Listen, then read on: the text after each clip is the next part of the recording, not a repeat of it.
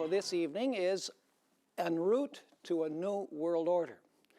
Before we get into our study, we do want to ask for the Lord's presence. Never should we open God's Word without prayer. And so I invite you reverently to bow your heads as we ask God to be with us.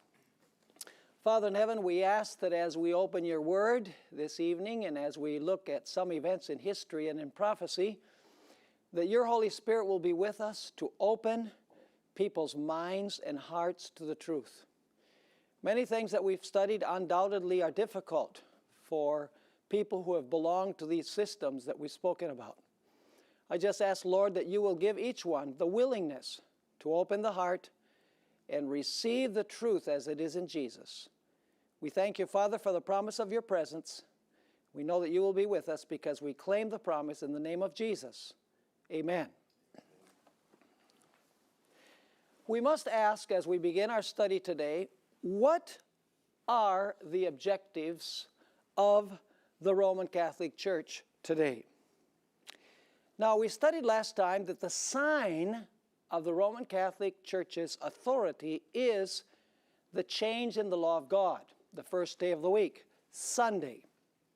If that's the case, then we would expect the papacy to seek and ensure the enforcement of the sign of its authority. In other words, the enforcement of Sunday as the day of rest.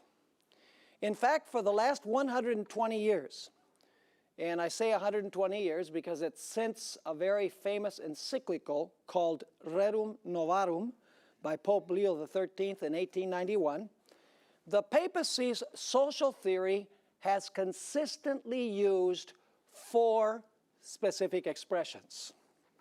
One of those expressions is the common good. Basically, that means that individuality or individualism is something to be dreaded. Secondly, another common word that is used is the word solidarity. And basically what that means is that we are in this all together and we must unite in one ecumenical body and avoid at all costs sectarianism. And then there's the word subsidiarity. Subsidiarity simply means that our personal interests are subsidiary to the common good of the whole. And finally, another expression which appears very frequently in Roman Catholic social theory literature is the universal destination of goods. And basically what that means is that private property is not necessarily personal, but rather belongs to all humanity and should be redistributed according to need. Now, I'd like to read a statement that was made by a recent pope, Pope Benedict XVI. That's the pope before the one that is in now, before Francis I.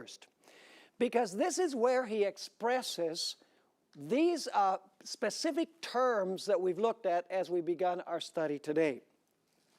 This is found in Benedict's encyclical Caritas in Veritate, which means charity and truth, or love in truth. Paragraph 67. This is how it reads.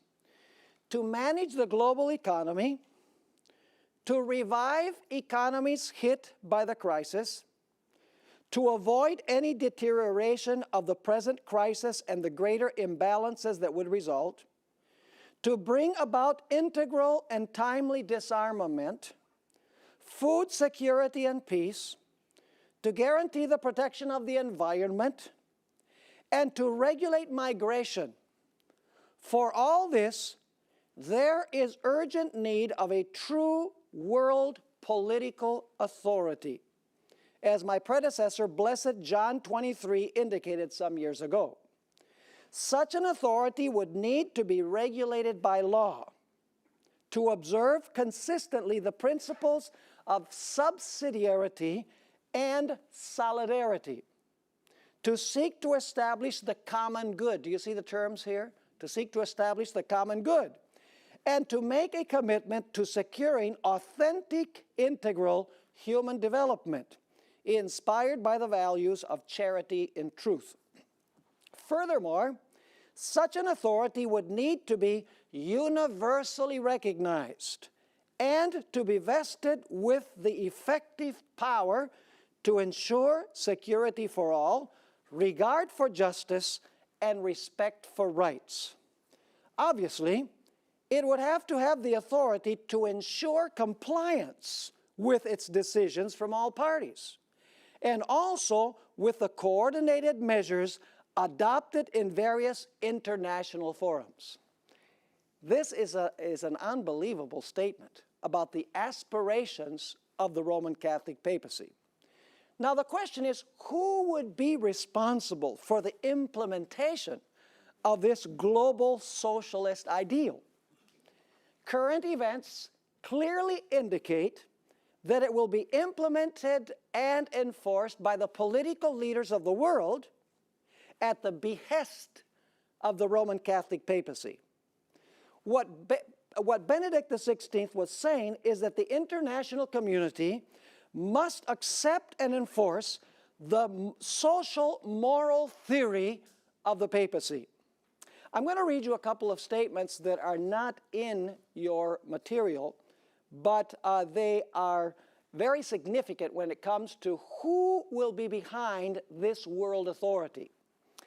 Pius IX, who was Pope from 1846 to 1878, wrote the following: that the principle which Leo XIII so clearly established must be laid down at the outset here, namely, that there resides in us, that is in the papacy, the right and duty, listen carefully now, to pronounce with supreme authority upon social and economic matters. So he's saying the papacy has supreme authority to speak on social and economic matters.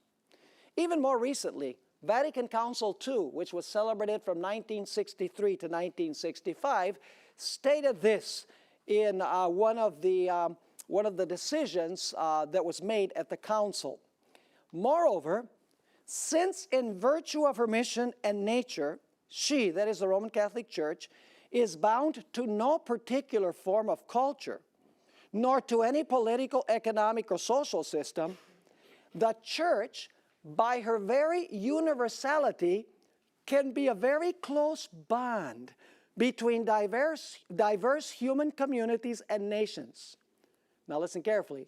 Provided these trust her and truly acknowledge her right to true freedom in fulfilling her mission. Now, if you look at the history of the papacy, you would wonder whether the nations of the world could really trust the papacy. But what this is saying is that the papacy can make a great contribution to the world in social and economic matters as long as the nations of the world are willing to trust the papacy. It is the papacy's objective, folks, to reestablish the union of church and state that existed during the 1260 years of papal supremacy. The ultimate papal objective is to get the civil powers of the world to enforce the sign of the papacy's authority, which we have already noticed is the observance of Sunday as the day of rest. It is no coincidence that the international community is promoting the identical causes that the Roman Catholic Church is proposing these days. Pope Francis I has found three causes that resonate with the political worlds of the political leaders of the entire world. Number one, the need to eradicate poverty and to solve the problem of massive migration. Number two, the need to save the family, however you define the word family. And finally, the need to solve the severe problem of climate change. And Francis has linked all three of these causes of his with the need for a Sunday rest. I have not included all of the statements in here from Pope Francis I, but what he says is the environment needs one day a week to rest. And I'll bet you can't guess which day he says the environment should rest. Sunday. He has also said that the capitalist overlords need to give the overworked poor a day of rest. I'll bet you can't guess which day that is. Sunday. He has also stated that the family needs one day to attend church and to connect with its spiritual roots. I'll bet you can't guess which day that is. Sunday. There are danger signals very close to home, folks. Let me just share some of those danger signals with you in our very country.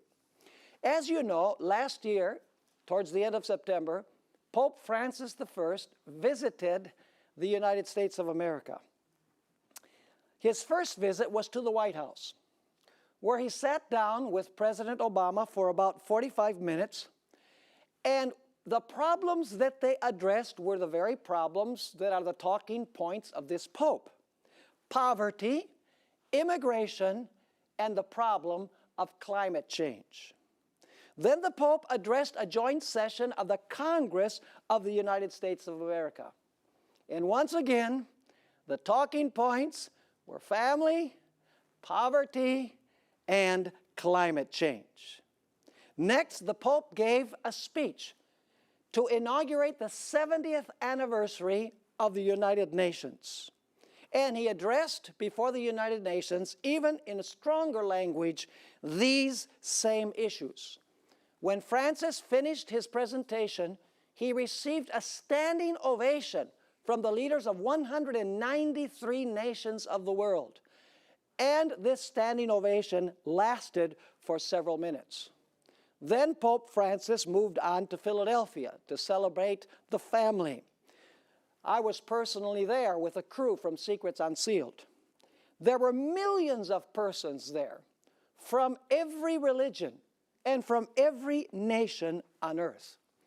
In fact, the Pope celebrated an outdoor mass on September 27 of last year. He also gave a speech before Constitution Hall. This is the most amazing thing of all, because in Constitution Hall in Philadelphia is where the three founding documents of the United States were ratified: the Declaration of Independence, the Constitution, and the Bill of Rights.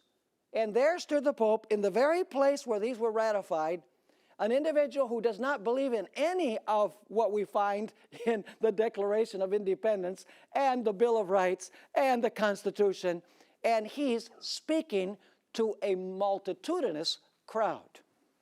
Now, I want you to notice also that the United States and the Vatican have become closer and closer with the passing of time. Probably many of you are aware of the fact that Ronald Reagan and Pope John Paul II cooperated in a secret alliance to overthrow what used to be the Soviet Union. It was an incredible alliance. In fact, it's described in the book His Holiness. And it's a fascinating book. It's pretty large. It's about, I would say, 500 or 600 pages by Woodward and Bernstein, the Watergate guys, remember, from the Washington Post? Actually, this book describes how the United States and the Vatican colluded through military strength and through the intelligence of the papacy to overthrow the former Soviet Union. We also know that recently the Pope maneuvered so that the United States could establish diplomatic relations with the Vatican. And President Obama requested that Pope Francis help him in the process of closing the prison there at Guantanamo. There has been a very close relationship in the last 2 or 3 decades between the United States and the Roman Catholic papacy.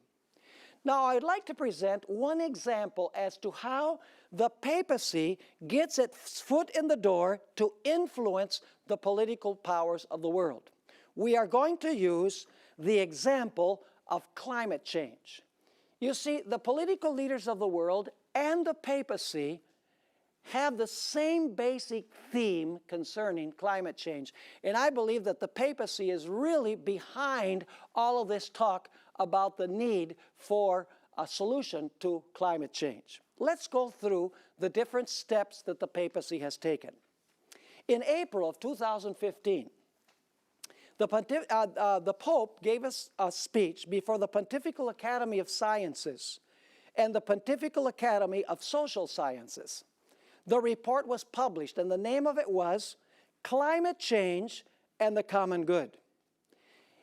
I read this entire document. It presents a doomsday scenario of what will happen to this planet if the issue of climate change is not resolved. Then, on May 24, 2015, the Pope published his encyclical Laudato Si, which basically this encyclical addresses the problem of climate change. I have also read this entire encyclical.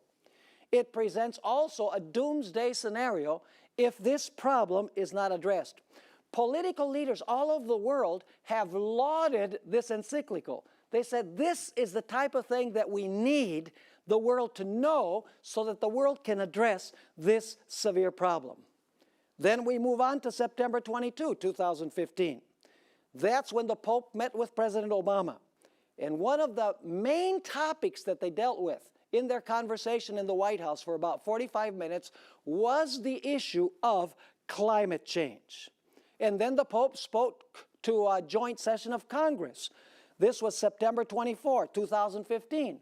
Once again, the Pope addressed before a joint session of Congress the issue of climate change. And then the Pope saved the best for last. On September 28, 2015, the Pope, as I mentioned before, gave the keynote address at the 70th session of the United Nations General Assembly in New York. The speech contained the usual papal talking points. And by the way, you can Google this. You can find the speech that he gave, and you can read the entire speech. Basically, it dealt with the issue of poverty, immigration, family, and above everything else, climate change. At the end of his speech, and by the way, you can Google his speech also to see that I'm telling you the truth. At the end of his speech, when he addressed these issues, he received a thunderous standing ovation by the 193 nations represented there that lasted for several minutes. At the UN, they approved what is known as the 2030 Agenda, which has 17 goals and 169 targets. Basically, the idea is that by the year 2030, they expect to eradicate poverty and to solve the problem of climate change. And they expect every nation on earth to cooperate with these 17 global goals and 169 targets. By the way, if you read this 2030 agenda, and I've read the entire agenda also, because I'm not talking about something I read in the newspaper, I'm talking about reading the documents themselves. Basically, if this transpires or goes, it is going to lead to an elimination of national autonomy, a centralized global socialist system under the control of the papacy, a world economy, a wipeout of individualism, an elimination of sectarianism. It will determine the curriculum to be used in the education of children. It will promote gender equality, not in the good sense of the term, but in the sense that we all know about. It will propose a redistribution of the wealth of the world, and it will impose severe global penalties upon nations that refuse to address these problems. Is that scary? Notice what Ban Ki-moon had to say. He's the General Secretary of the United Nations. He stated, "The new agenda is a promise by leaders to all people everywhere. It is a universal, integrated, and transformative vision for a better world. Institutions will have to become fit for a grand new purpose. We must engage all actors." Notice that this is universal. We must engage all actors as we did in shaping the agenda. We must include parliaments and local governments and work with cities and rural areas. We must rally businesses and entrepreneurs. We must involve civil society in defining and implementing policies and give the space to hold us to account. We must listen to scientists and academia. We will need to embrace a data revolution. Most important, we must set to work now. That doesn't end the climate change discussion. In Paris, November 30 to December 12 of last year, 2015, 174 nations, actually 196 nations, met to approve what is known as the Paris Agreement. This Paris Agreement was that nations should sign on to the 2030 agenda. 174 nations signed the Paris Agreement, including Secretary of State John Kerry with his granddaughter on his lap, which means that the United States is also committed to this global agenda, this 2030 agenda. Francis, as we know, is the first Jesuit pope. Now, it's very interesting to notice how the Jesuits operate. You know, people in the world today, they're not afraid of the Jesuits anymore because they don't know what the Jesuits are all about. Let me read you this statement from Ellen White about how the Jesuits work. They don't work openly, overtly. They work in an underhanded way where it looks like they're doing good when really their objective is to gain world dominion. Notice this statement from Great Controversy, page 234 and 235. At this time, she's speaking about at the time of the Protestant Reformation, at this time the order of the Jesuits was created, the most cruel, unscrupulous, and powerful of all the champions of popery. There was no crime too great for them to commit, no deception too base for them to practice, no disguise too difficult for them to assume. Vowed to perpetual poverty and humility. Notice that they gave the air of poverty and of humility. So it says, vowed to perpetual poverty and humility. It was their studied aim to secure wealth and power, to be devoted to what? To the overthrow of Protestantism and the re-establishment of the papal supremacy. When appearing as members of their order, they wore a garb of sanctity, visiting prisons and hospitals. Have you heard of Francis doing that anytime recently? Absolutely. Visiting prisons and hospitals, ministering to the sick and the poor, professing to have renounced the world, and buried the sacred name of Jesus, who went about doing good. Under various disguises, the Jesuits worked, now notice what they do, worked their way into what? Into the political system, into offices of state, climbing up to be the what? Counselors of kings, and shaping what? The policy of nations. Is that what we're seeing? Absolutely. The Jesuits rapidly spread themselves over Europe, and wherever they went, there followed a revival of popery.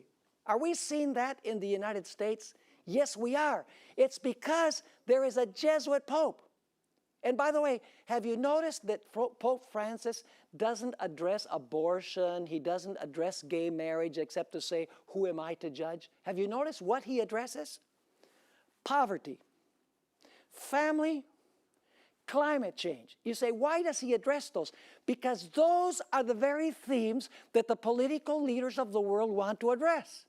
If he addressed abortion, and if he spoke out against gay marriage, and if he spoke against euthanasia, the political leaders of the world would shut him out. But he says, I must use themes where I can get my foot in the door. That is the way in which the Jesuits operate.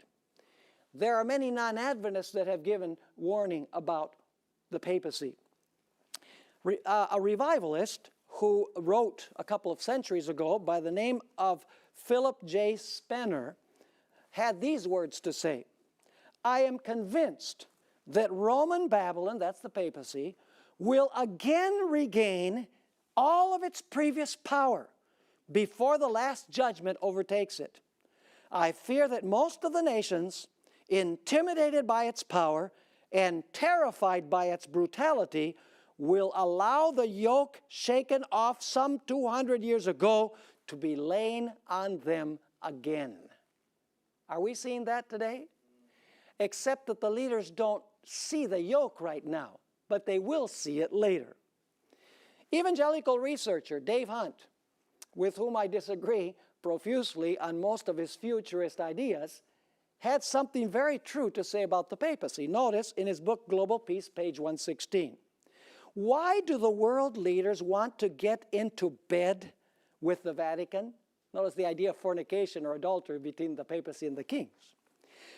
Notice this. The heads of state in today's world all recognize that the Pope wields a power which in many ways is even greater than their own. It is not only Catholicism's 900 million subjects and enormous wealth that causes the world's most powerful governments to cultivate friendly relations with the Roman Catholic Church. It is because Vatican City's citizens are found in great numbers in nearly every country. They constitute an international network that reaches into the inside circles of the world's power centers. What is Dave Hunt saying? People recognize, the leaders of the nations of the world recognize that the papacy wields a power that is even greater than theirs. And the papacy is involved in the inner circle of the decisions that are made by the nations of the world. John W. Robbins, a Reformed scholar, wrote a book called Ecclesiastical Megalomania, page 187. If you really want to read a good book, this is a fantastic book. He stated this: what the Roman Catholic Church state accomplished on a small scale during the Middle Ages is what it desires to achieve on a global scale in the coming millennium. He wrote this at the end of the 20th century. He also quoted Ayn Rand, who was a novelist and philosopher back in the 60s, very well known. This is how he quotes what Ayn Rand said. It almost sounds like an Adventist. The Catholic Church has never given up the hope to reestablish, if she has to reestablish it, she must have had it at some time, right? To reestablish the medieval union of church and state with a global state and a global theocracy as its ultimate goal. The Roman church state is a hybrid, a monster of ecclesiastical and political power. Its political thought is totalitarian. In other words, it admits no rivals. And whenever it has had the opportunity to apply its principles, the result has been bloody repression. If during the last 30 years it has softened its assertions of full, supreme, and irresponsible power, and has murdered fewer people than before, such changes in behavior are not due to a change in its ideas, but to a change in its circumstances. What is the change in the circumstances? It is in captivity. It has a wound. He continues quoting, the Roman church state in the 20th century, and he doesn't believe in Revelation 13 the way we do, but notice the language he uses. The Roman church state in the 20th century, however, is an institution recovering from a mortal wound. If and when, I would eliminate the if part, but she said, if and when it regains, so it must have lost it, right? It regains its full power and authority, it will impose a regime more sinister than any the planet has yet seen. If Adventists don't cry out, the stones will cry out. The non-Adventists can see it. Now, we've studied the great prophetic chain. Let's review it. Babylon, Medo-Persia, Greece, the Roman Empire, the divided Roman Empire. Papal Rome ruled for 1260 years. Papal Rome received a deadly wound in 1798. At the same time, the beast from the earth rose, representing the United States of America. And we are here. We are during the period of respite from persecution. In other words, the papacy is still bound and the papacy is still wounded. It has not totally recovered its power yet. There has been an era of cessation of persecution for over 200 years. What is the next event in the drama? We can see it transpiring as I speak. It will be when the beast from the earth works to restore the power to the beast that received the deadly wound and was sent into captivity. Do you remember that the beast from the earth, everything it does is to please the first beast? It commands everyone to worship the first beast. It exercises the authority of the first beast. It does everything on behalf of the first beast. It makes an image of the first beast. It enforces the mark of the first beast. In other words, the United States, believe it or not, and we can see it by what happened in September of last year and what's happening as we speak today. The United States of America is going to become an ally of the papacy and is going to help restore the power that the papacy lost. Now let me read you a very interesting statement. This is from Malachi Martin, a Roman Catholic Jesuit who wrote the famous book, The Keys of This Blood. And I want you to notice he's commenting on the deadly wound and the reason why the papacy is not able to carry it forward its agenda today. He doesn't realize that he's commenting on Revelation chapter 13, but we do. Notice the statement.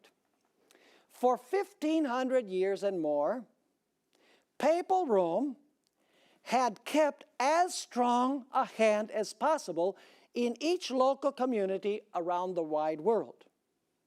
By and large, and admitting some exceptions, that had been the Roman view. What had been the Roman view? Keeping as strong a hand as possible in each local community around the wide world. That is the Roman view. So he said that had been the Roman view until, listen carefully, 200 years of what? Would that be like the imprisonment of the papacy? Yes. 200 years of inactivity had been what? Why is she inactive? Had been imposed upon the papacy by the major secular powers of the world. Why is the papacy inactive according to Malachi Martin, the Jesuit? Because it had been imposed on her by the major secular powers of the world because they don't allow her to use them anymore. Three main points in this quotation. Number one, the papacy kept as strong a hand as possible in each local community around the wide world for 1,500 years. Number two, during the last 200 years, the papacy has been unable to exert its power around the world because it has been inactive. Number three, the reason the papacy has been inactive for 200 years is because the great secular powers of the world have imposed it upon her.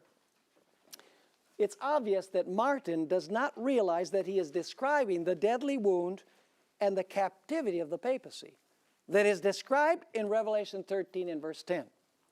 What happened 200 years before 1986? He wrote this in 1986.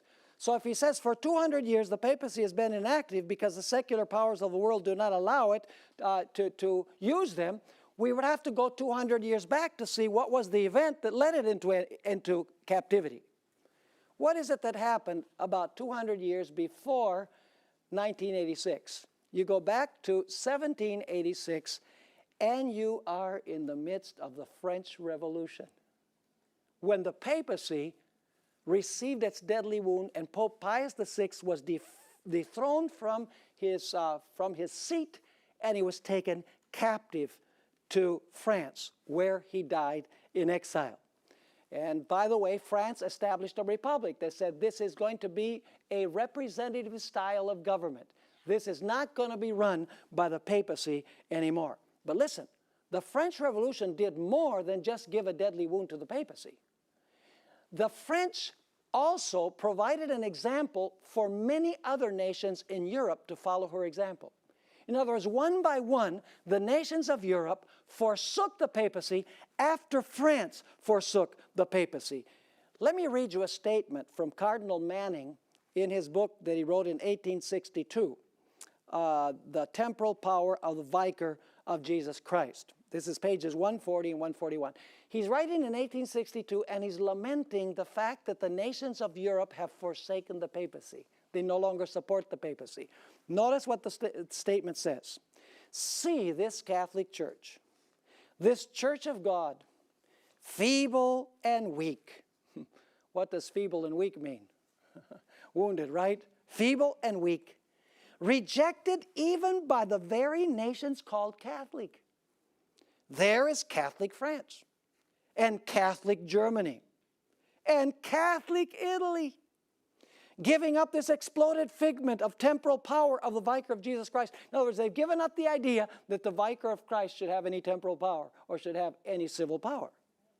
And so, because the church seems what? Seems weak. And the Vicar of the Son of God is renewing the passion of his Master upon earth.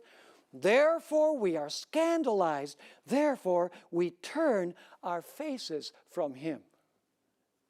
So notice he's saying not only France, but what? Germany, Italy, and other nations in Europe turned their backs on the papacy. They said, we're not going to allow you to use us anymore. That rendered the papacy inactive. It put the papacy in captivity and kept the deadly wound in place. But prophecy tells us that the papacy's wound will heal, and she will be released from captivity.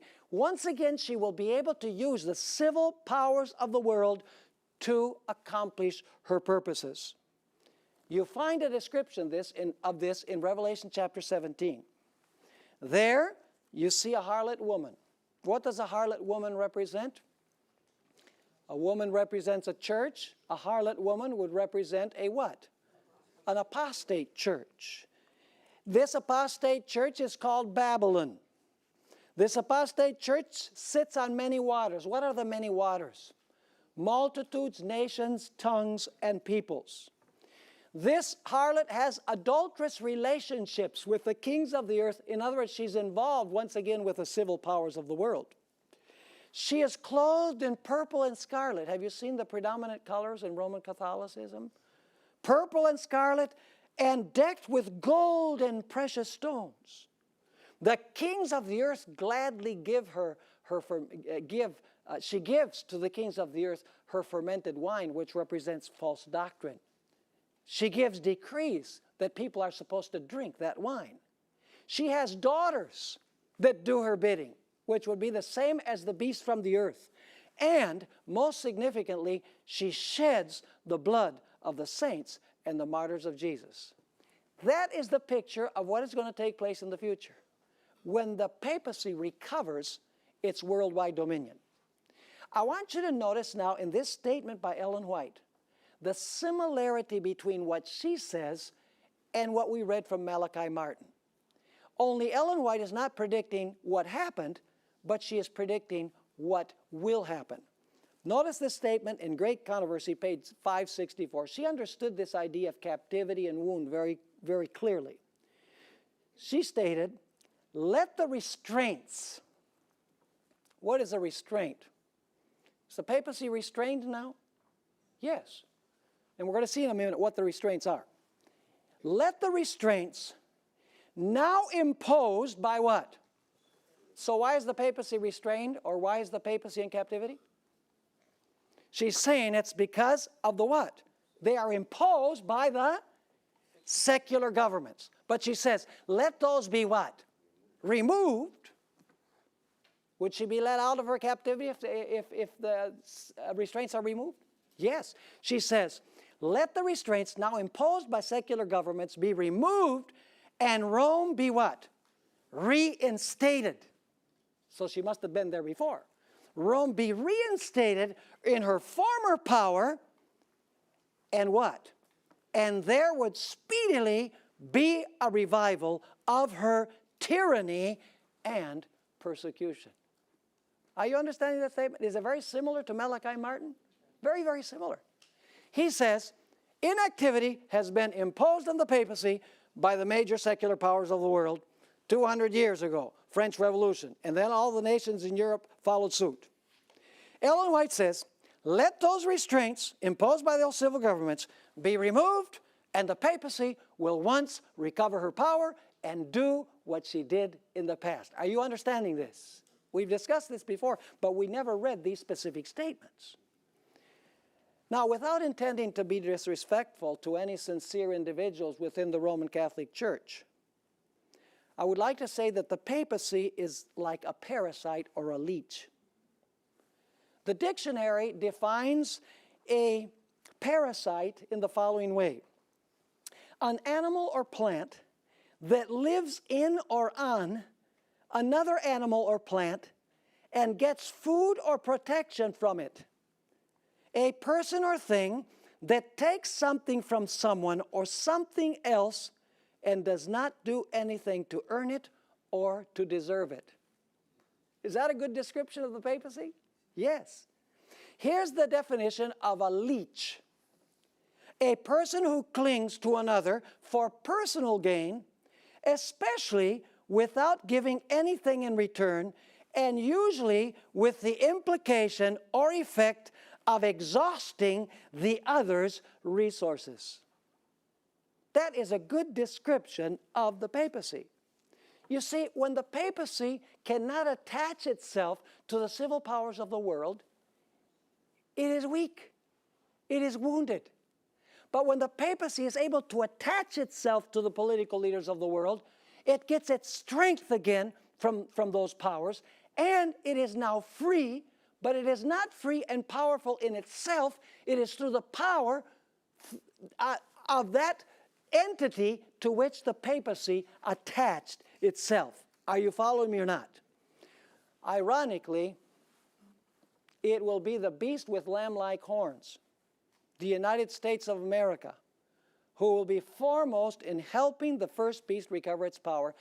But we are told that every nation in the world will follow the example of the United States. Isn't that interesting that many nations in the world follow the example of the United States in establishing governments without a pope and without a king? And later on in its history, the nations of the world will follow the example of the United States in joining church and state and allowing the papacy to recover its power. Notice this statement from volume 6 of the Testimonies, page 18. As America, the land of religious liberty, shall unite with the papacy, enforcing the conscience and compelling men to honor the false Sabbath, that's the sign of the beast, which we already studied, Sunday, the sign of its authority, she says, the people of every country on the globe will be led to follow her example. Let me ask you, how far along are we in the prophetic chain? We are almost at the end of the prophetic chain. The prophetic chain that we're going to study in the next 2 lectures is that there will be a final denunciation of this power, calling God's people to come out of this system before God's wrath falls upon this system. Then God's people will go through a time of trouble such as never has been seen, and they will be delivered by Jesus Christ, according to Daniel chapter 12 and verse 1. We will speak about the time of trouble and that glorious deliverance in our last 2 studies together. On Independence Day of 1899, Ellen White wrote the following about the United States.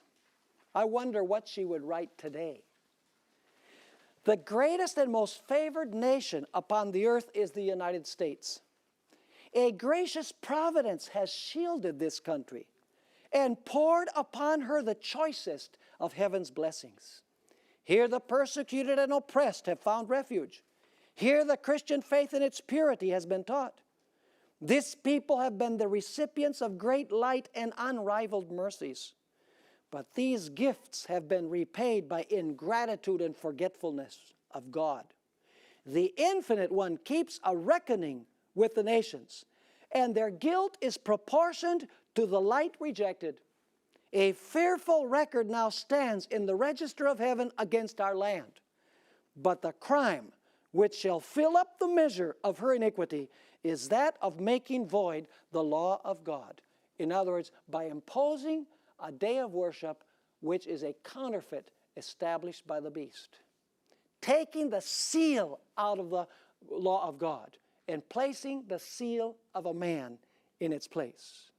So the question is, who is going to warn the world not to worship the beast and not to receive the mark of the authority of the beast? Certainly not the Protestants. They have already capitulated to the papacy.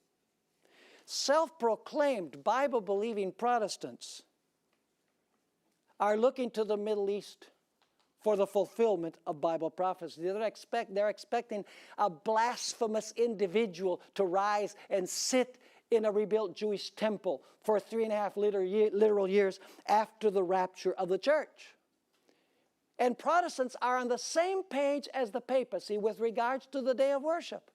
By keeping Sunday, they are, without wanting to admit it, accepting the authority and the sign of the power of the Roman Catholic Church. Protestants used to have it right.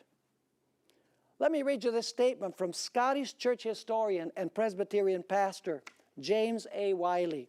He described what the Antichrist is like, and of course he believed that the Antichrist was the papacy. He said, "It is clear that Antichrist, as depicted by our Lord and by his apostle John, is to wear a mask and to profess one thing and act another. He is to enter where? Not a rebuilt Jewish temple. He is to enter the church as Judas entered the garden, professedly to kiss his master, but in reality to betray him. He is to come with words of peace in his mouth, but war in his heart. He is to be a counterfeit Christ, Christ's likeness stamped on base metal. He is to be an imitation of Christ, a close, clever, and astute imitation, which will deceive the world for ages. Those only accepted who, taught by the Holy Spirit, shall be able to see through the disguise and detect the enemy under the mask of a friend." It's public knowledge that Pope Francis has made an overt effort to unite all Christians. Protestants have gravitated towards the papacy. As is well known, great Protestant leaders, television evangelists, such as Billy Graham, Tony Palmer, Kenneth Copeland, James Robeson, Joel Osteen, Rick Warren, representatives from the Reformed Church, even the Waldensians, they have expressed great admiration for the papacy, and many of them have made trips to the Vatican to visit the Pope at his invitation. I don't know if you're aware, but on July 16 of this year, you're going to have a gathering, they say, of about 1 million Christians from every denomination in Washington, D.C. It's called Reset 2016. And I've heard that the Pope is going to address this union of Christians, and they say our only agenda will be Jesus.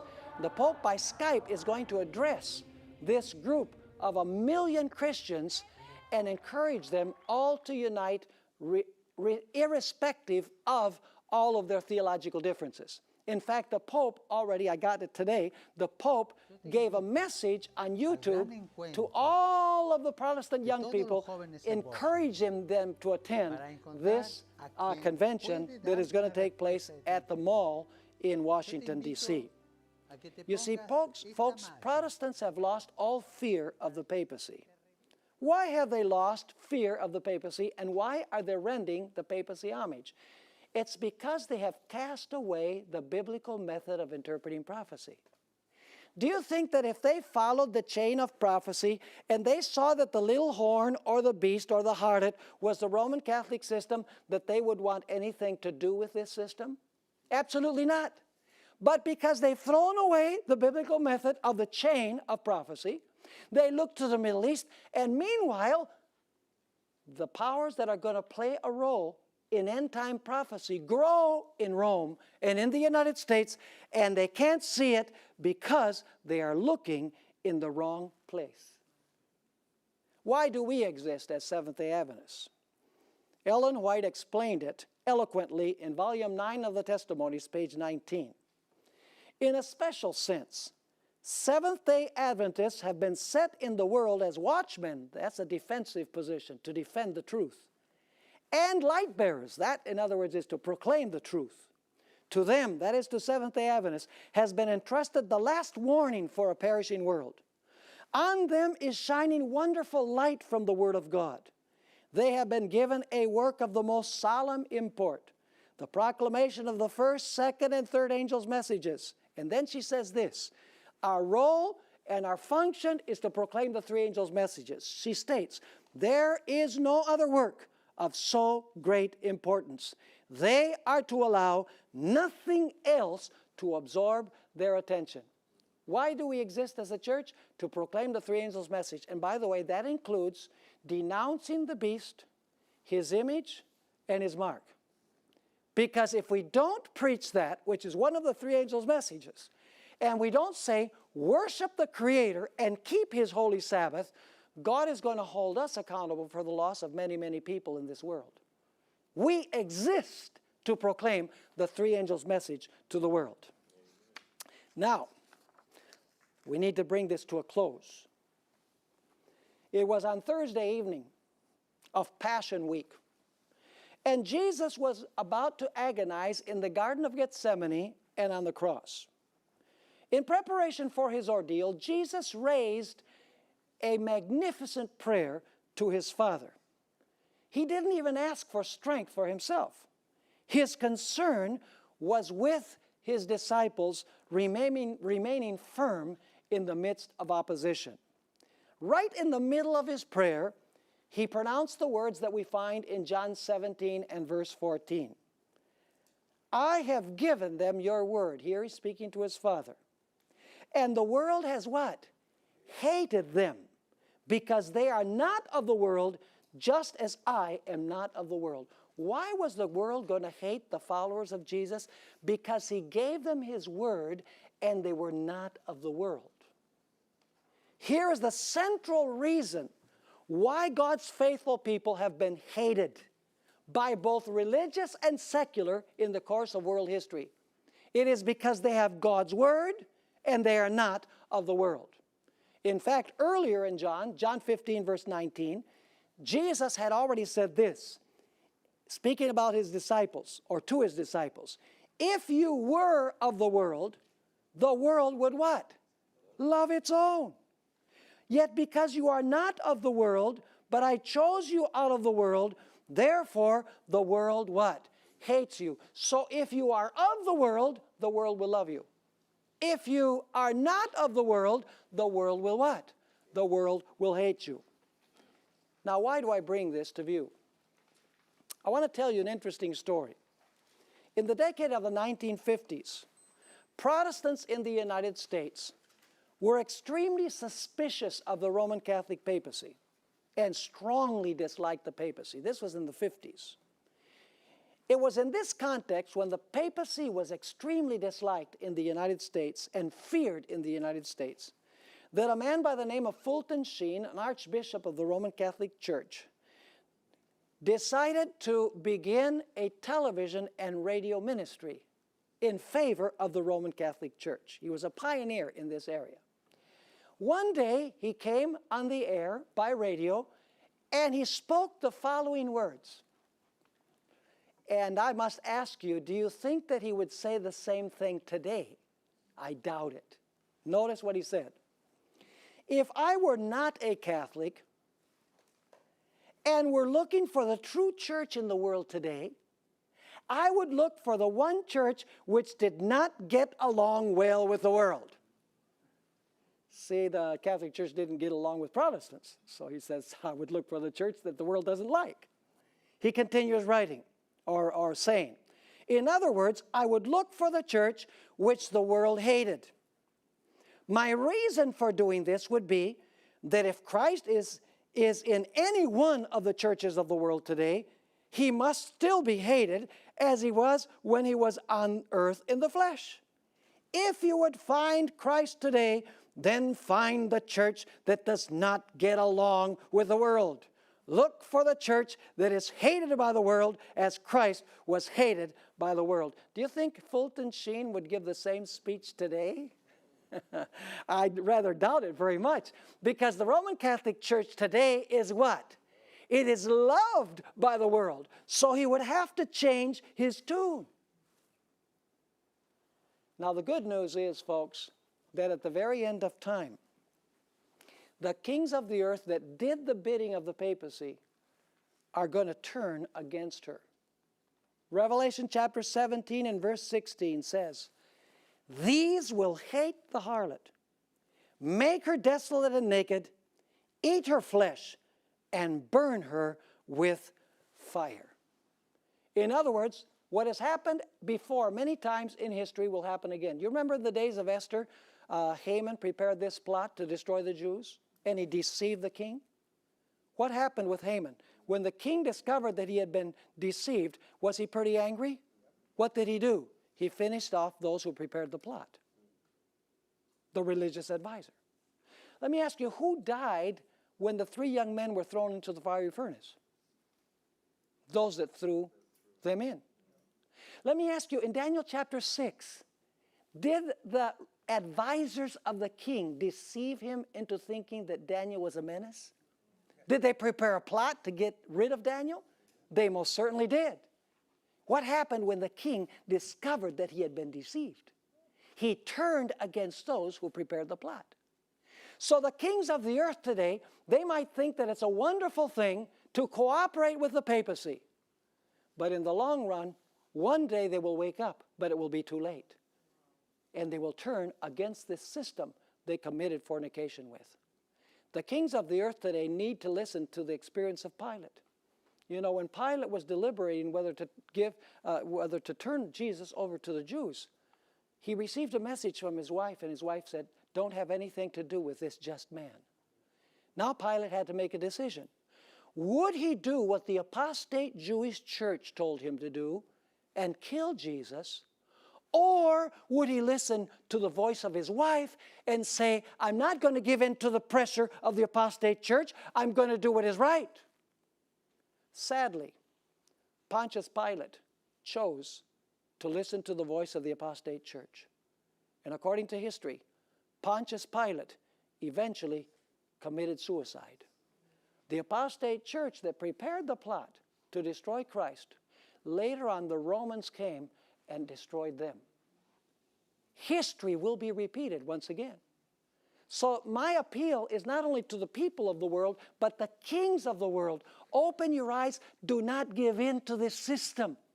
Do not propose religious legislation, because the end result will be terrible, and your awakening will come when it is too late.